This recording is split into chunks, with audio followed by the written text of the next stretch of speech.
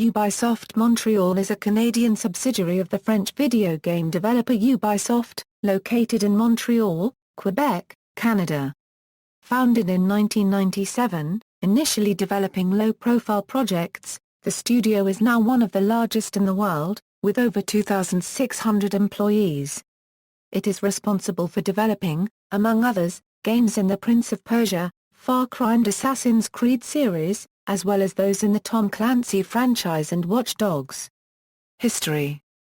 The studio was opened in 1997, with government funding.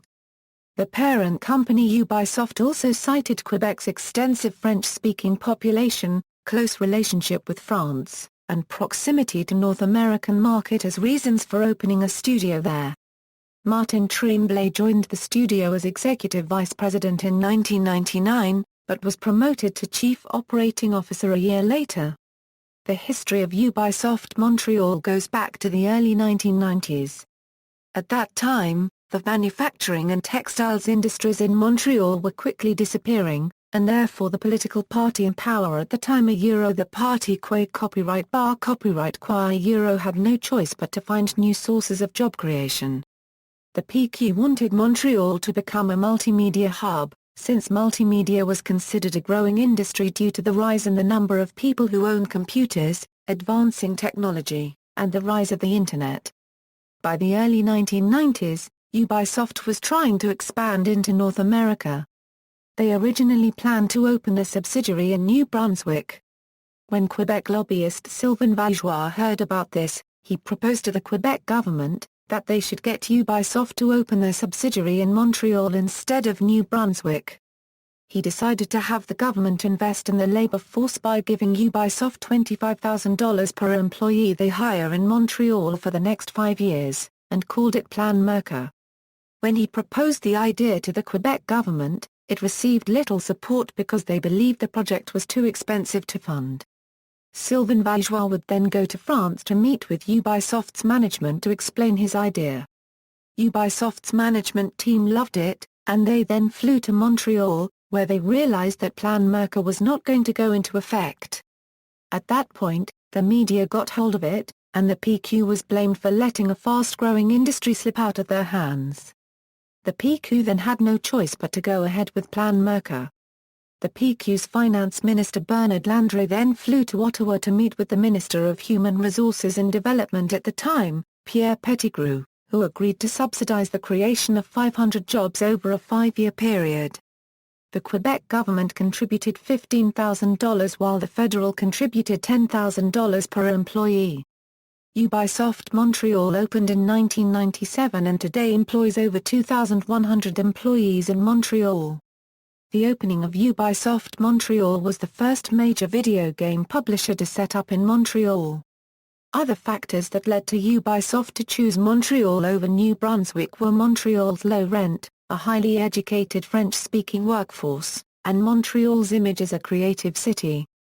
The creation of Ubisoft Montreal paved the way for both the provincial and federal government to start subsidizing video game companies, and thus led to the influx of other video game companies such as EA, Eidos, THQ, Warner Bros. Etc. setting up shop in Montreal.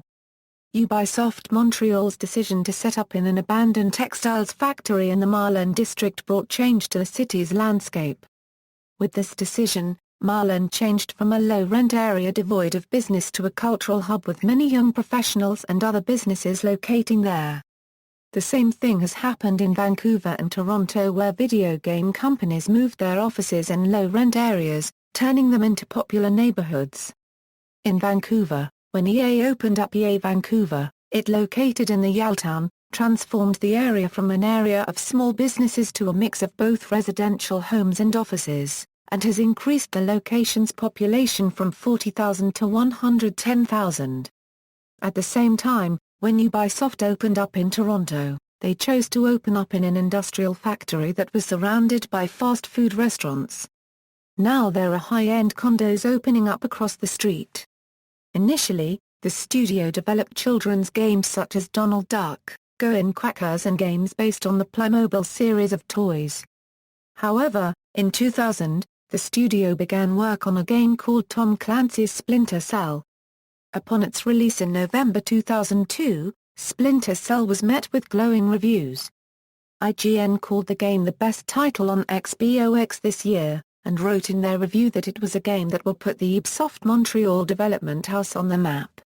In 2005, the government of Quebec gave Ubisoft $5 million to expand.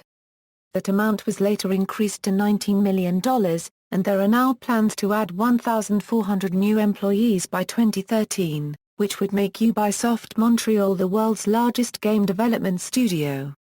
During his time as COO, Martin Tremblay was a staunch supporter of non-compete clauses, in large part due to an incident in which Electronic Arts hired away several Ubisoft Montreal employees to the at the time newly opened EA Montreal studio. Ironically, when Tremblay left Ubisoft in 2006 to become president of Worldwide Studios at Vivendi Games, he was prevented from taking the new position by a court order enforcing the non-compete clause in his Ubisoft contract. Upon Tremblay's departure, Yannis Mallat, a producer of Ubisoft Montreal's Prince of Persia series of games, became the new CEO, also filling the same roles as Tremblay's COO position. Games developed, 1999 a Euro 2008, 2009 a Euro present, references. External links. Official website.